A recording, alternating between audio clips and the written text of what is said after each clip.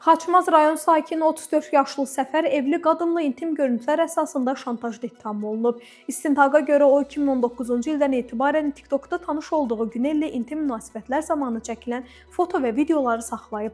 2021-ci il 26 dekabrda bu görüntüləri qadının əri Fuada göndərərək yayacağı ilə hədələyib və 2000 manat pul alıb. Daha sonra materialları silmədiyini bildirərək 2022-ci il 5 yanvarda əlavə 10.000 manat pul tələb edib. Fuadın şikayətindən sonra keçirilən əməliyyatla Səfər saxlanılıb. O, Cinayət Məcəlləsinin müvafiq maddələri ilə ittiham olunub. Səfərin ifadələri arasında fərq olduğundan hakimlər tərəfindən tədqiq edilib.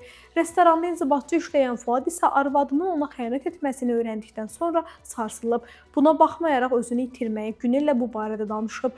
Günel ilk öncə xəyanət faktını dansa da, Fuadın Səfərlə avtomobildə, ərinin evində və Səfərlə tutduqları evdə olan intim videolarını gördükdən sonra etiraf edib. Zərər çəkmiş tərəf şantajı təsdiqləyib. Təqsirləndirilən isə əvvəlcə günahını etiraf etsə də məhkəmədə ifadəsini dəyişib. Sumqayıt Ağır Cinayətlər Məhkəməsi Səfəri 7 il 6 ay azadlıqdan məhrum edib.